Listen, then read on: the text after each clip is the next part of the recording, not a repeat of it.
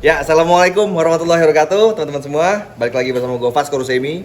Hari ini kebetulan gue lagi ditemani oleh ini tokoh besar sebenarnya. Ini bisa dibilang ulama besarnya Sumatera Barat, Ustadz Jil.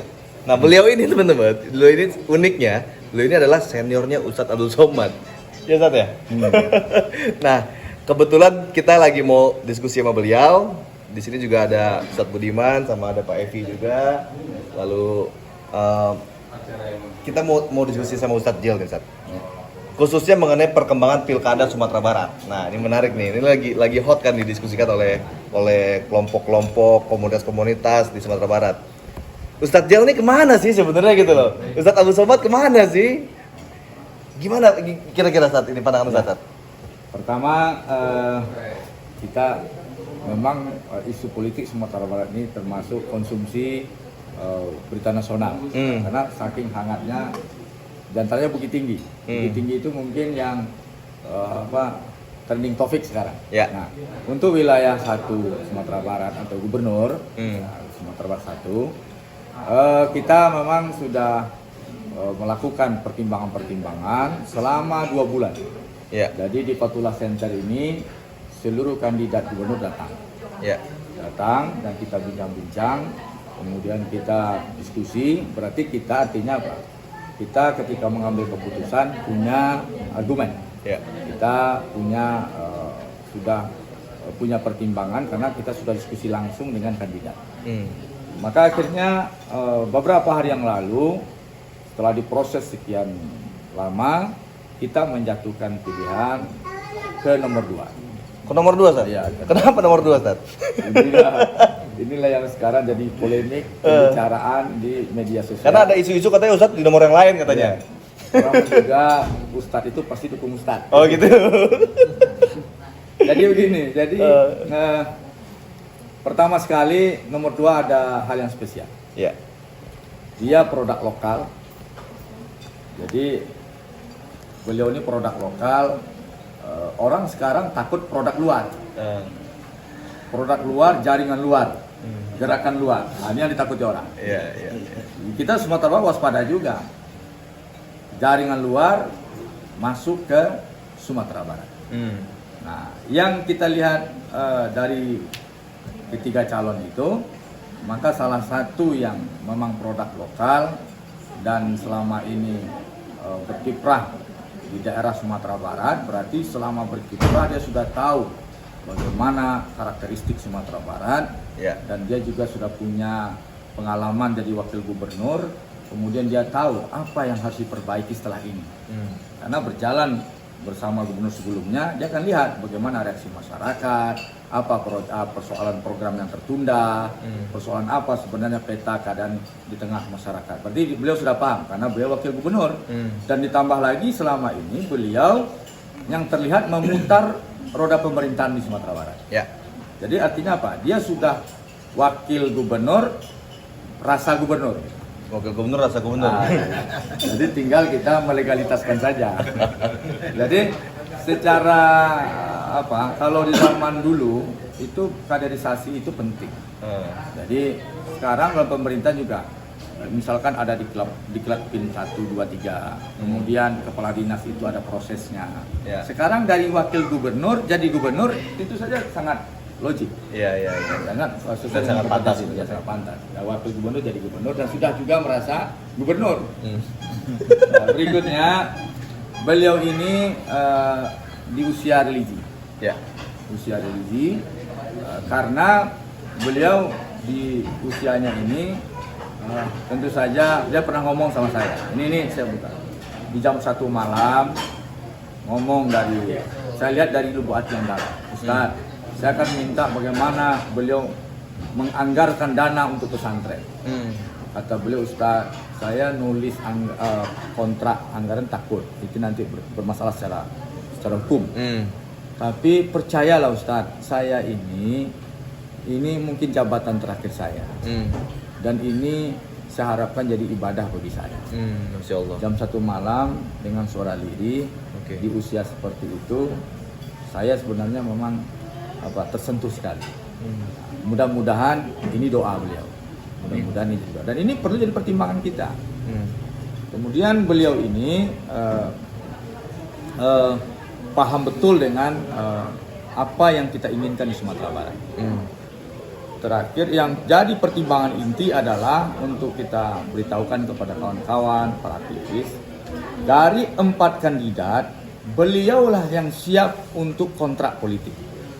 Jadi bahasa kita jangan pertanyakan kok Ustadz Jal dengan kawan-kawan dukung si A. Ini bukan dukung, kontrak politik. Lebih tajam kalau gitu. Ya. Ini kontrak politik, jadi bukan dukung-mendukung ini. Artinya Kontrak ini ngeri nih, Sat. Ya, kontrak politik ini artinya apa? Beliau terikat dalam mengambil kebijakan di poin-poin yang telah disepakati. Ya. Di luar disepakati itu keputusan beliau. Nah, ini artinya apa? Beliau memberi peluang. Ya. Berarti beliau memberi peluang dan ruangan, beri peluang dan ruangan untuk ormas. Ya. Beliau memberi peluang dan ruangan untuk gerakan Islam Sumatera Barat. Ya. Nah, jadi ini penting bagi catatan bagi para mubalik, kawan-kawan aktivis masjid. Ini catatan penting dari saya, pertimbangan penting. Dan ini adalah dealnya. Deal ya. Ya, dealnya. Dan yang lain ketika saya ajukan itu nggak mengelak, Ya. ngambang. Hebatnya lagi. Oh, yang lainnya ngambang, Sat. Mohon maaf lah. Yang lain ini. Nggak.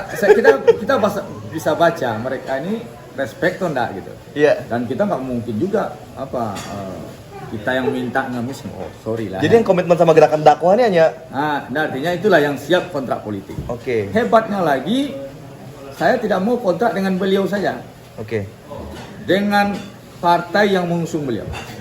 Maka kontrak politik ini Iya, iya, iya. melibatkan ketua partai Ketua Partai. dan tim sukses. Andre Rosiade itu. Ini sekretarisnya nih. Iya. Pak Evi nih. Tanggung jawab tuh, Pak Evi. Dan artinya kontrak politik melibatkan lembaga partai, Ah. kemudian juga ketua tim pemenangan. Ya. Hebat lagi waktu itu dalam bicara masalah anggaran hibah segala macam, beliau menghadirkan anggota dewan dari fraksi beliau, Ya. menilik apa mungkin hal-hal yang kita ajukan itu berpeluang secara aturan. Ya. Alhamdulillah, ya mudah-mudahan ke depan, tapi benar jangan dianggap beliau mengatakan anggaran 2021 itu sudah diputuskan. Ya, nanti peluangnya berarti 2022.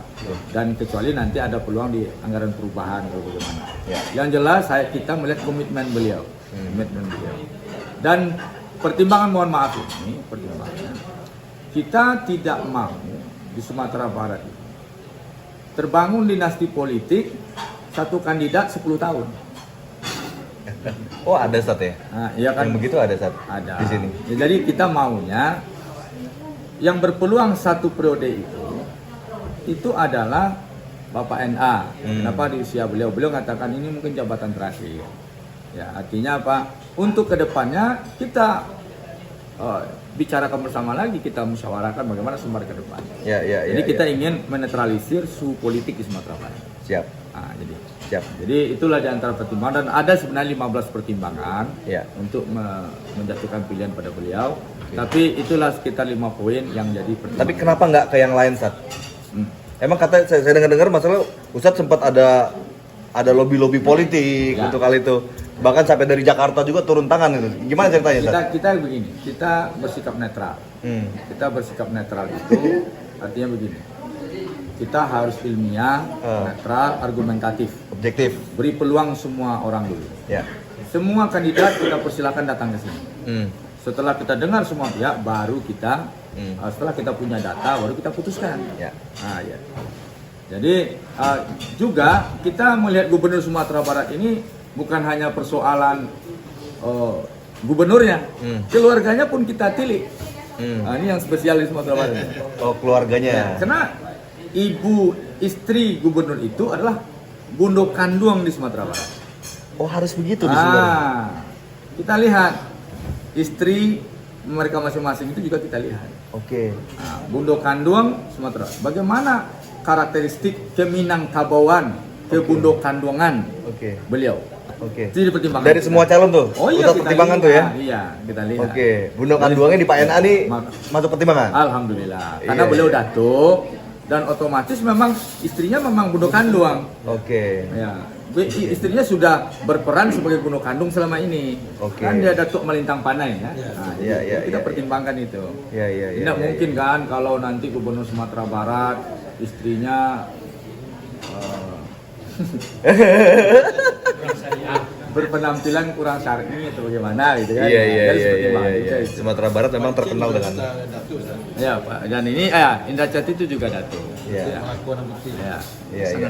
Dan memang Sumatera Barat itu terkenal dengan nilai-nilai Islaminya saat ini. Biasa kan saya mengkritik acaranya Puan sama ILC. Karena di situ Puan tidak pakai jilbab, di belakangnya gambar rumah adat. Nah, kita pertimbangan itu serius bagi kita. Ya, kenceng bener nih Ustadz nih.